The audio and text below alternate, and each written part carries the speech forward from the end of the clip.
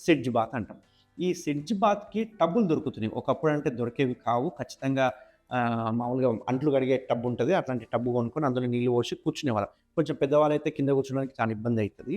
అట్లాంటి వాళ్ళకి ఏందంటే ఇప్పుడు సిడ్జ్ బాత్ టబ్‌లని వచ్చేసినాయి కొత్తగా. ఈవెన్ మన హాస్పిటల్‌లో కూడా అవైలబుల్ ఉన్నాయి. ఆ సిడ్జ్ బాత్ టబ్‌లో ఏందంటే కమోడ్‌కే పెట్టుకోవచ్చు. కమోడ్‌కే పెట్టేసుకొని మనం జస్ట్ దానిలో కూర్చుంటే సరిపోతది. అంటే ఇక్కడ కాన్సెప్ట్ ఏంది అంటే ఈ సిడ్జ్ బాత్ టబ్‌లో మనము హాట్ వాటర్ తీసుకోవాలి.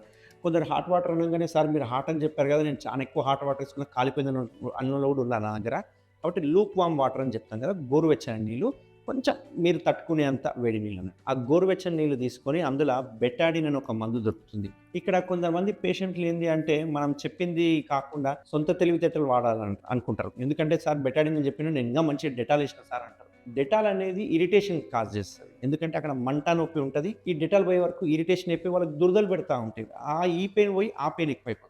కాబట్టి అందులో బెటాడిన్ ఎయాలి. ఎందుకంటే అందులో కెమికల్స్ ఏమి ఉండవు బెటాడిన్‌లో. సో, బెటాడిన్ ఒక 2, 3 చెంచాలు ఏసేసి అందులో కూర్చోవడం. కొంతమంది ఏంది బట్టలతో కూర్చున్న వాళ్ళు కూడా ఉన్నారు. కాబట్టి ఇక్కడ బట్టలు ఇప్పి కూర్చోవాలని చెప్తున్నాను. ఆ కూర్చున్న తర్వాత ఒట్టిగా కూర్చొని ఏదో ఎళ్ళిపోవడం కాదు 5, 10 నిమిషాలు. 5, 10 నిమిషాలు కూర్చొని మోషన్ పోయేటప్పుడు ఎలా అయితే పట్టుకొని వదులుతున్నామో అలా పట్టుకొని వదలాలి. అప్పుడే ఆ మోషన్ లోపల అంటే ఆ కెనాల్ లోపలికి వేడి నీళ్ళు పోయి ఆ ఏరియా అంతా శుభ్రం అయిపోయి కొంచెం మజిల్స్ రిలాక్స్. ఇక్కడ వాటర్ ఎందుకేసాము? ఆ స్పాజమ్ అయిపోయిన మజిల్స్ అంతా రిలాక్స్ అవ్వడానికి. ఇందులో బెటాడిన్ ఎందుకేసాము? ఆ ఏరియాలో ఏదైనా మోషన్ అంటుకుంటే అది విపరీతమైన నొప్పి, మంట చేస్తది కాబట్టి ఒక యాంటీసెప్టిక్ లోషన్‌గా ఉపయోగపడుతుంది.